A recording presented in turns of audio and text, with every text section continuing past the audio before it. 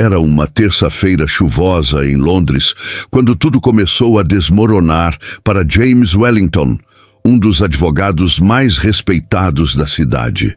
Aos 45 anos, ele havia construído sua carreira defendendo os poderosos, os ricos, aqueles que podiam pagar suas taxas astronômicas. Mas naquele dia, olhando pela janela de seu escritório no 20º andar, James não fazia ideia de que uma menina de apenas 12 anos estava prestes a destroçar tudo aquilo em que ele acreditava. O caso parecia rotineiro. Margaret Blackwood, uma viúva de 67 anos, estava sendo processada por sonegação fiscal. A acusação era pesada.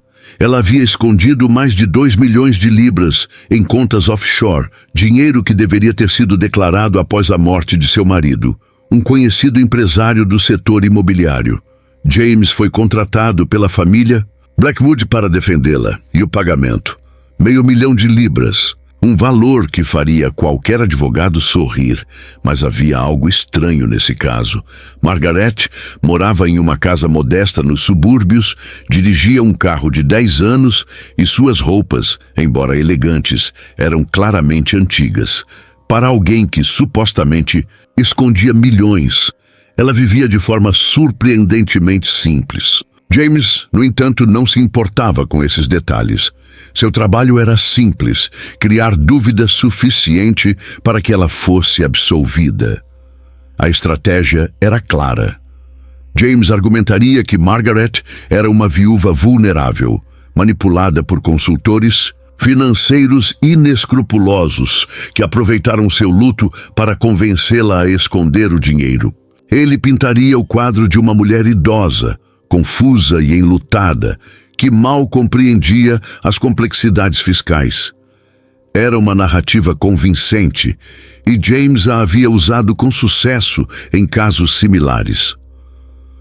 O julgamento começou em uma segunda-feira. O tribunal estava lotado. A imprensa havia se interessado pelo caso, especialmente porque Margaret Blackwood era conhecida na comunidade por suas obras de caridade. Durante décadas, ela havia dirigido um pequeno centro comunitário que oferecia refeições gratuitas para famílias carentes. A ironia não passou despercebida. Uma mulher que alimentava os pobres estava sendo acusada de roubar dinheiro do governo. Nos primeiros 2 dias, James brilhou. Seus argumentos eram eloquentes, suas objeções precisas. Ele conseguiu desacreditar 2 testemunhas da acusação e plantou sementes de dúvida na mente dos jurados. Margaret, sentada ao seu lado, permanecia em silêncio, as mãos entrelaçadas no colo, os olhos baixos. Ela parecia exatamente como James a havia descrito, uma viúva frágil, perdida em um sistema legal complexo demais para sua compreensão. Mas então, na quarta-feira, algo inesperado aconteceu. Durante o intervalo do almoço, James estava revisando seus papéis quando sua assistente Sarah se aproximou com uma expressão preocupada. "Sr. Wellington", disse ela, hesitante, "há uma menina lá fora. Ela diz que precisa falar com o senhor sobre o caso Blackwood." James franziu as sobrancelhas. "Uma menina? Que menina?" Ela não quis dar o nome. "Tem uns 12 anos, talvez." "Está bem. Simples. Roupas velhas, sapatos gastos, mas ela insiste que tem informações importantes sobre Margaret Blackwood." James suspirou. Provavelmente mais uma curiosa atraída pela cobertura da mídia. "Diga a ela que estamos ocupados. Se tem informações relevantes, pode entrar em contato com a polícia." Sarah assentiu e saiu. Mas 5 minutos depois, ela estava de volta. "Senhor, ela não vai embora. Diz que Margaret Blackwood salvou sua vida e que o senhor precisa saber a verdade antes que seja tarde demais." Algo na expressão de Sarah fez James pausar.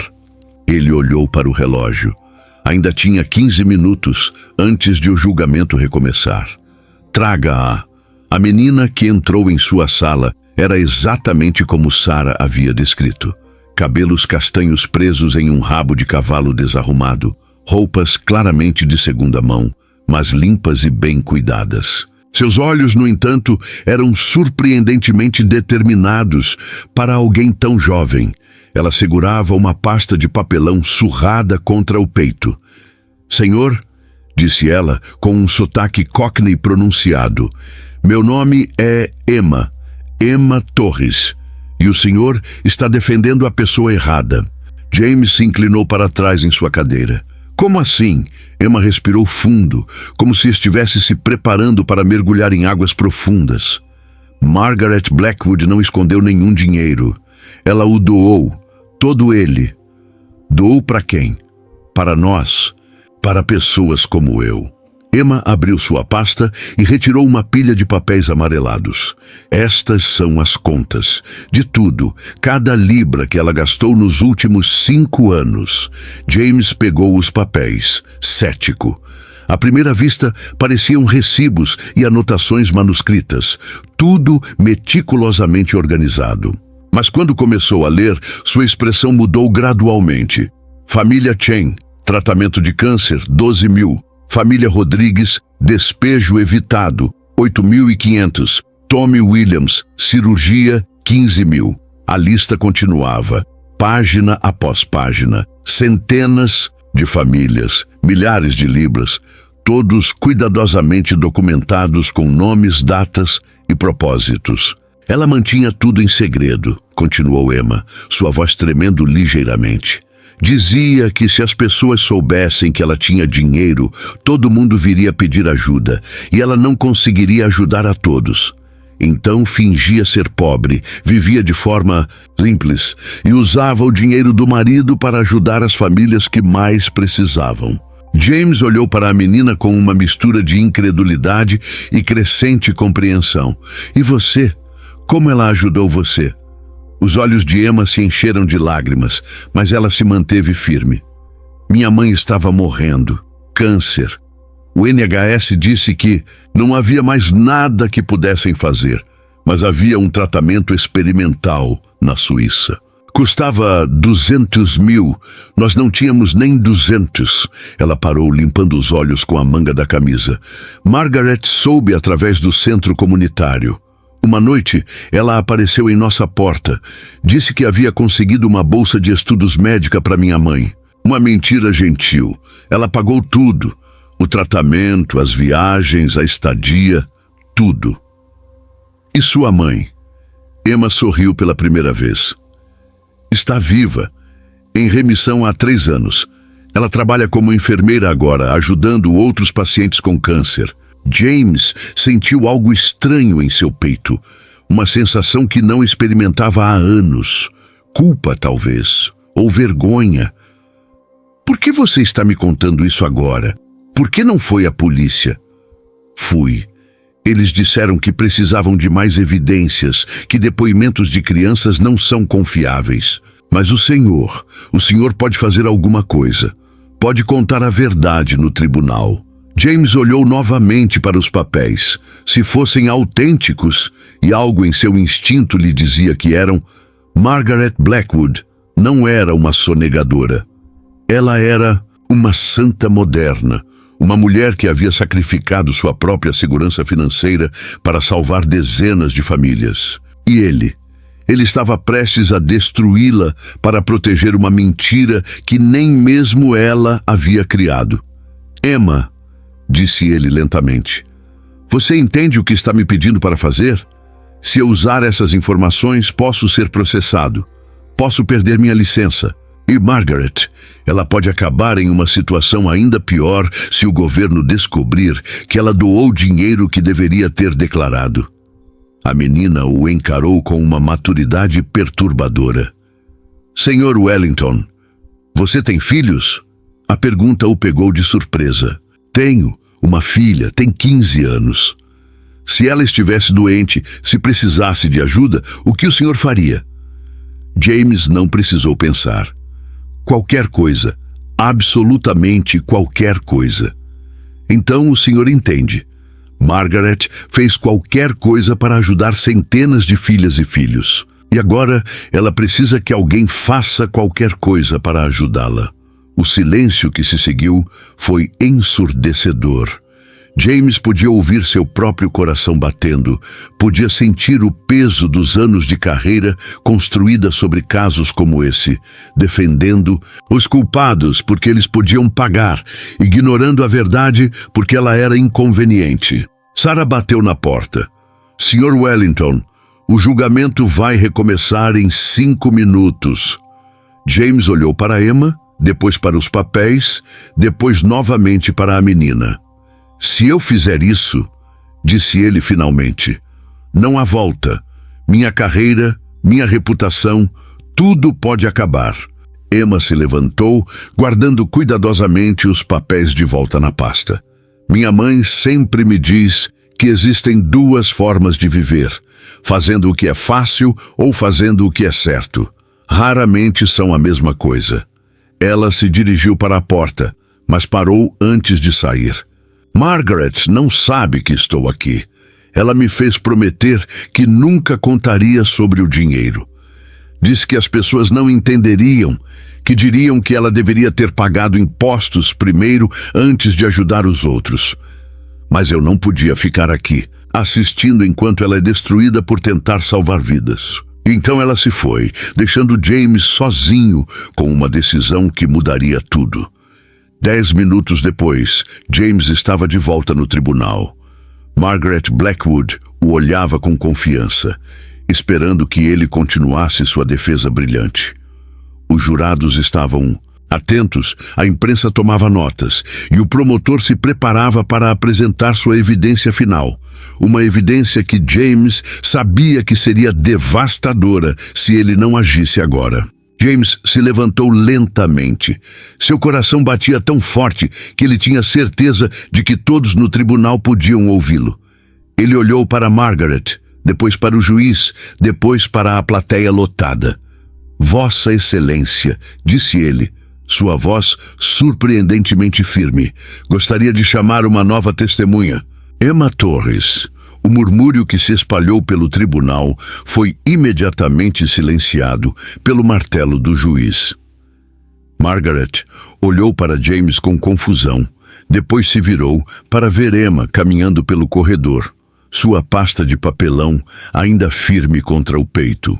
O que aconteceu nos próximos 40 minutos mudou tudo. Emma, com uma compostura surpreendente para sua idade, contou sua história. Ela apresentou os recibos, as anotações, as evidências de 5 anos de caridade secreta. Uma por uma, outras pessoas na plateia começaram a se levantar. Famílias que Margaret havia ajudado, pessoas que ela havia salvado, vidas que ela havia tocado.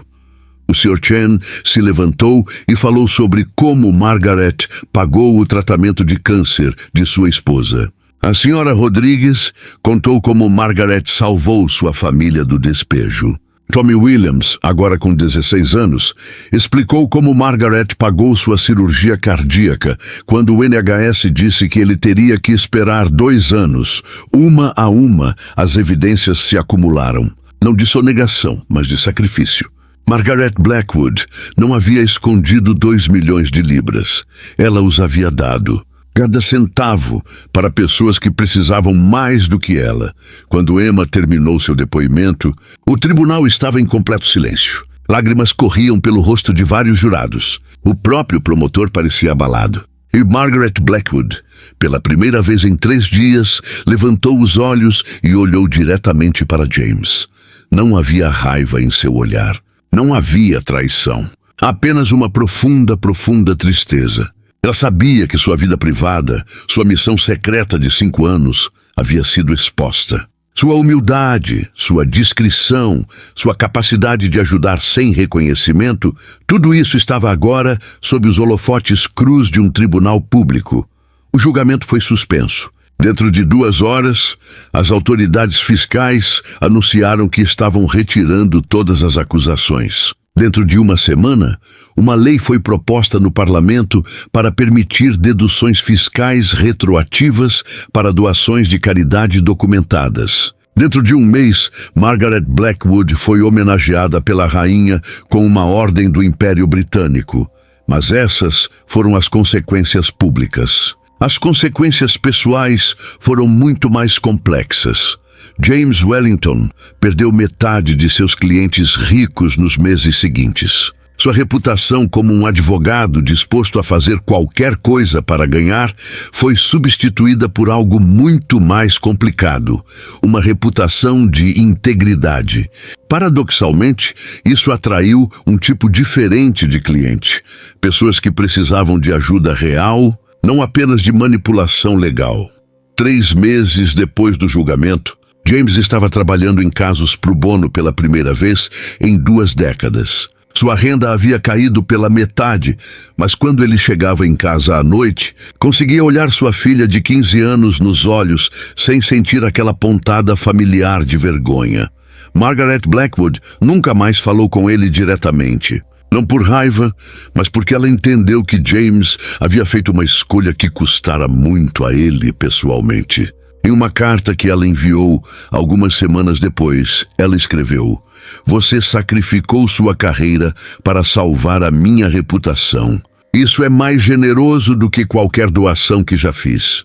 E Emma Torres. 6 meses depois, ela recebeu uma bolsa de estudos integral para uma das melhores escolas de Londres. A bolsa foi financiada anonimamente, mas todos sabiam quem estava por trás: Margaret. Havia encontrado uma nova forma de ajudar, investindo no futuro de uma menina corajosa o suficiente para falar a verdade quando isso importava. Mas a história real não termina com finais felizes convenientes. Ela termina com uma verdade muito mais profunda e perturbadora.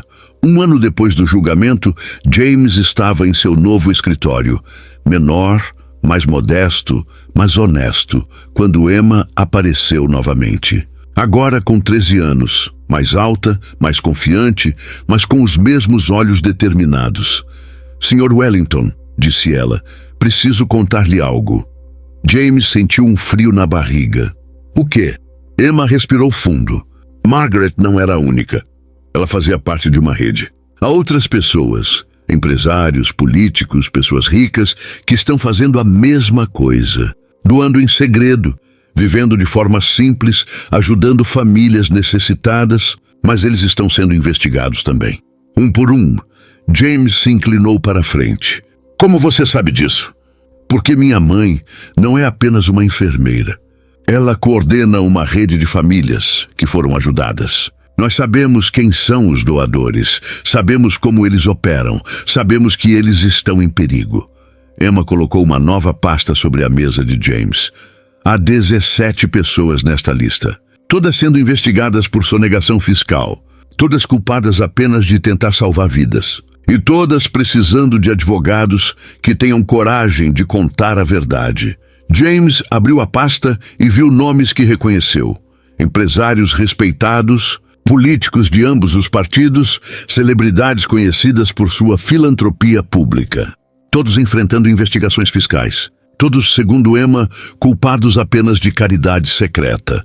"Emma", disse ele lentamente, "você está me pedindo para destruir minha carreira 17 vezes seguidas?" Ela sorriu. Não o sorriso de uma criança, mas o sorriso de alguém que entendeu muito cedo como o mundo realmente funcionava. "Não, Sr. Wellington. Estou pedindo para o senhor definir sua carreira 17 vezes seguidas." James olhou pela janela de seu escritório modesto. Lá fora, Londres continuava sua dança diária de milhões de pessoas, a maioria delas lutando para sobreviver, algumas poucas fazendo fortunas, e um número ainda menor usando essas fortunas para secretamente fazer a diferença. Ele pensou em sua filha, agora com 16 anos, que havia lhe dito recentemente que queria estudar direito para ser como meu pai, alguém que defende as pessoas certas. Ele pensou em Margaret Blackwood, que havia sacrificado sua privacidade para manter sua integridade. Ele pensou em Emma Torres, uma menina que havia arriscado tudo para salvar uma estranha que havia salvado sua mãe. E então ele pegou o telefone e começou a fazer ligações. 17 ligações. Para 17 pessoas que estavam prestes a descobrir que tinham um advogado disposto a contar a verdade. Não importava o custo, porque no final, Emma estava certa. Existem duas formas de viver: fazendo o que é fácil ou fazendo o que é certo. E James Wellington havia finalmente aprendido a diferença. 3 anos se passaram desde aquele primeiro julgamento. James agora dirige uma pequena firma especializada em defender filantropistas secretos. Sua renda nunca voltou aos níveis anteriores, mas suas noites de sono melhoraram drasticamente. Margaret Blackwood continua dirigindo seu centro comunitário, agora com financiamento público oficial. E Emma Torres está prestes a se formar como a melhor aluna de sua classe, com planos de estudar direito. Às vezes, as histórias mais poderosas não são sobre super-heróis ou gênios milionários. Às vezes, elas são sobre pessoas comuns que fazem escolhas extraordinárias. Uma viúva que escolhe viver modestamente para dar generosamente. Uma menina que escolhe falar a verdade quando é perigoso fazê-lo.